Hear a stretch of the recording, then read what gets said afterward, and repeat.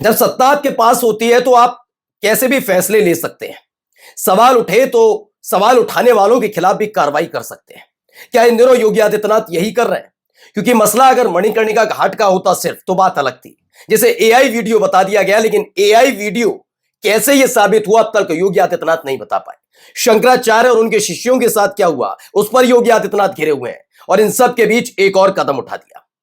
यह कदम खास तौर पर ऐसे दौर में, ऐसे वक्त में तो नहीं उठाना था जब योगी आदित्यनाथ दो तरफ से फंसे हुए हैं, मणिकर्णिका घाट वाले मामले पर और तो और शंकराचार्य के साथ हुए दुर्व्यवहार को लेकर। इन सब के बीच अपने एक लाडले अधिकारी को बचाने, या यूं कहा जाए उनके लाडले अधिकारी के खिलाफ आदेश देने वाले जज के साथ जो हुआ है उसे आज आपको देखना चाहिए। जब से 2017 में योगी आदित्यनाथ कुर्सी पर बैठे तब से ही उत्तर प्रदेश में रामराज का राग अलापा जा रहा है। लेकिन क्या यह बात सच है? कानून को खूंटी पर टांगने का काम नहीं हो रहा क्या? यह बात मैं इसलिए कह रहा हूं क्योंकि जब कोर्ट से आदेश आता है, अदालतों से आदेश आता है बुलडोजर वाली कार्रवाई पर, तो नैतिकता नहीं दिखाई जाती, उस पर नैतिकता नहीं। लेकिन सुप्रीम कोर्ट में चल रहे एक मामले को लेकर शंकराचार्य को नोटिस थमा दिया जाता है। वहां तो उन्होंने जवाब दे दिया, लेकिन आज जो मैं खबर दिखाने जा रहा हूं इस पर जवाब दे पाएंगे? नमस्कार, मैं हूं प्रज्वल गौतम और आप देख रहे हैं खबर चौक।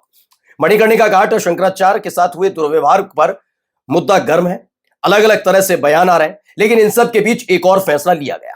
शायद उस फैसले की गूंज आप तक ना पहुंचे, लेकिन हमारी जिम्मेदारी है आप तक वो खबर पहुंचाने की। आपको याद होगा संभल वाला मामला निकलकर सामने आया था। उस मामले में संभल की स्थानीय अदालत ने बिना दूसरे पक्ष को सुने सर्वे का आदेश दे दिया था। तब न योगी आदित्यनाथ को, न उनकी सरकार को, न किसी को दिक्कत नहीं थी। उसी में जो विवाद हुआ, फिर उसके बाद किस तरीके की भाषा शैली का इस्तेमाल उस वक्त के संभल सीईओ ने किया था, कई वीडियोस भी निकलकर सामने आई थी जिसमें दावा किया गया कि संभल की पुलिस ने सीईओ के नेतृत्व में गोलीबारी की थी। उसमें आरोप अभी हाल ही में एक पिता ने लगाया कि उनका जो बेटा घायल हुआ उसका दंगे से, विवाद से, बवाल से कोई लेना देना नहीं, लेकिन पुलिस ने गोली मारी। उसी को लेकर आदेश था कि संभल के तत्कालीन सीईओ और इस वक्त फिरोजाबाद में एएसपी अनुज चौधरी समेत 15 से 20 पुलिसकर्मियों के खिलाफ मामला दर्ज किया। वो बात अलग है कि एसपी ने मोर्चा खोल दिया कोर्ट के आदेश के खिलाफ। मैंने तब भी कहा था कोर्ट के आदेश के खिलाफ मोर्चा खोलने से बेहतर यह होता आप ऊपरी अदालत में जाएं, बिल्कुल जाना चाहिए। लेकिन जब कोर्ट ने आदेश दिया तो पहली फुर्सत में रिपोर्ट दर्ज करनी चाहिए, एफआईआर दर्ज करनी चाहिए थी। वो बात अलग है कि एफआईआर रद्द कराने के लिए ऊपरी कोर्ट में जाया जा सकता था। लेकिन जब अधिकारियों को इतनी ताकत दे दी जाए कि कोर्ट की नाफरमानी करने लग जाए तो सोचिए होगा क्या। मसला अब यहां तक नहीं रहा। जिन जज साहब ने यह फैसला दिया, यह आदेश दिया कि अनुज चौधरी समेत 15 से 20 पुलिसकर्मियों पर एफआईआर हो, उनका तबादला कर दिया। और तबादला नहीं किया, उन्हें डिमोट कर दिया गया, यानी और छोटे पद पर लाकर ट्रांसफर किया गया। तो यह है न्याय योगी आदित्यनाथ का। पहले मैं आपको खबर दिखाने जा रहा हूं, देखिए खबर क्या है। संभल कोर्ट के जज का ट्रांसफर, एएसपी अनुज चौधरी पर एफआईआर का दिया था आदेश। दरअसल अनुज चौधरी अपनी भाषा शैली, अपनी कार्यशैली के लिए हमेशा चर्चा में रहे। शोभा यात्रा निकले या कुछ भी, वो खाकी पहनकर कांधे पर गदा लेकर चलते हैं। ये तमाम चीजें, जबकि पुलिस के बड़े बड़े अधिकारी भी ये कहते हैं पुलिस नियमावली का उल्लंघन है। चलिए, मैंने मान भी लिया कि ये बात भी ठीक हो सकती है, सबका अपना अपना धर्म तरीके से निभाए, कोई दिक्कत नहीं। वैसे तो पुलिस नियमावली का उल्लंघन करार दिया गया। इन्होंने एक बयान दिया था होली के अवसर पर। उन्होंने कहा था कि अगर आपकी भावनाएं आहत हो जाती हैं रंग पड़ने से तो शरीर का वो हिस्सा कटवा लीजिए। यह बयान हिंदुवादी संगठन का कोई व्यक्ति देता तो मान भी लिया जाता। एक पुलिस का बड़ा अधिकारी अगर इस विचारधारा के साथ काम कर रहा है तो सोचिए कितना न्याय संगत होगा। उत्तर प्रदेश के पूर्व डीजीपी, एक दो नहीं कई ने कहा था यह सीधा सीधा न्याय उल्लंघन है, क्योंकि अनुज चौधरी ने अपने उस बयान के साथ योगी आदित्यनाथ के बयान को भी दोहरा दिया था। इसलिए योगी आदित्यनाथ ने कहा वो पहलवान है। अगर उसने ऐसे बोल दिया तो क्या, यानी योगी आदित्यनाथ के लाडले अधिकारी बन गए अनुज चौधरी। अब अनुज चौधरी के खिलाफ एफआईआर का आदेश देने वाले जज का ट्रांसफर किया। अगर ट्रांसफर तक बात सीमित होती तो बात अलग थी, लेकिन उन्हें डिमोट भी कर दिया गया। आप अंदाजा लगाइए कैसे जज या कोई भी कोर्ट आदेश दे पाएगी। जरा ये खबर देखिए। उत्तर प्रदेश के संभल हिंसा मामले में बड़ा घटनाक्रम निकलकर सामने आया। इसमें कहा गया है कि एएसपी अनुज चौधरी और इंस्पेक्टर अनुज तोमर समेत 15 से 20 पुलिसकर्मियों मुकदमा दर्ज करने का आदेश देने वाले सीजीएम विभांशु सुधीर का तबादला कर दिया।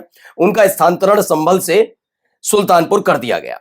अच्छा, इसमें भी देखिए क्या महत्वपूर्ण बात है कि सिर्फ उतना बताया गया कि उनका ट्रांसफर किया गया है। यह नहीं बताया गया कि सीजीएम की जगह उन्हें सिविल जज बना दिया गया, यानी उन्हें डिमोट कर दिया गया। इस देश के अंदर अदालतें कैसे काम करेंगी कि अगर कोई अदालत में कोई जज ऐसे आदेश देता है तो उस पर एक तरीके से कार्रवाई के तौर पर इसे देखा जाएगा, क्योंकि एक तो ट्रांसफर किया गया, ट्रांसफर करना था तो वहां पर भी किया जा सकता था जहां बिना दूसरे पक्ष को सुने सर्वे का आदेश जज ने दिया, लेकिन वहां नहीं हुआ।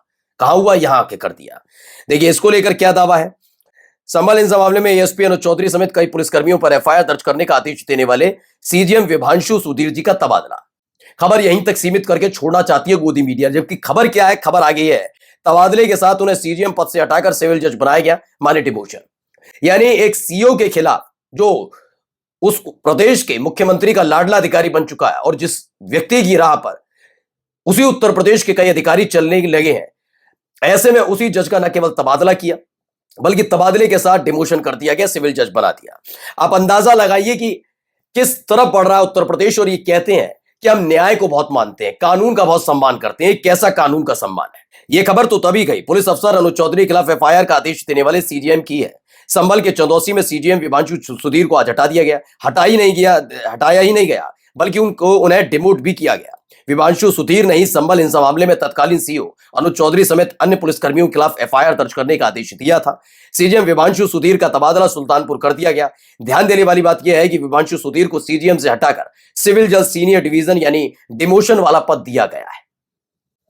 यह रामराज लाएंगे। आप अंदाजा लगाइए कहां से कहां उत्तर प्रदेश को ले जाया जा रहा है। कोडीन कफ सिरप वाला मामला मैं बार बार इसीलिए उठाता हूं। मैंने तब भी कहा था कि अमिताभ ठाकुर ने जो किया उसके खिलाफ तगड़ी कार्रवाई होनी चाहिए अगर उन्होंने किया। लेकिन 2017 से क्या सो रहे थे योगी आदित्यनाथ या उनकी सरकार सो रही थी? अचानक से जब उन्होंने धनंजय सिंह का नाम कोडीन कफ सिरप वाले मामले में उठाया तभी कार्रवाई की। और अगर यह भी है कि चलिए हमने अब कार्रवाई की तो क्या, तो जो आरोप उनकी तरफ से लगाए गए उस पर अब तक क्या किया गया, योगी सरकार की तरफ से अब तक क्या कार्रवाई की गई, क्या इस बारे में बता पाएंगे? धनंजय सिंह से पूछताछ छोड़िए, जांच तक नहीं की जा रही। आप अंदाजा लगा रहे हैं कैसे कानून को खूंटी पर टांगने का काम किया जाता रहा। मंच पर खड़े होकर बड़ी बड़ी बातें कही, फतिया पड़ेंगे, बुलडोजर वाली कार्रवाई, मैंने माफिया के साथ ये कर दिया। कुछ नहीं हुआ। जो आपके लाडले हैं वो आज भी खुलेआम घूमते हैं, कानून को खूंटी पर टांगते हैं। और अगर उनके खिलाफ कोई जज भी आदेश देता है तो उसके साथ क्या होता है ये सबने देख लिया।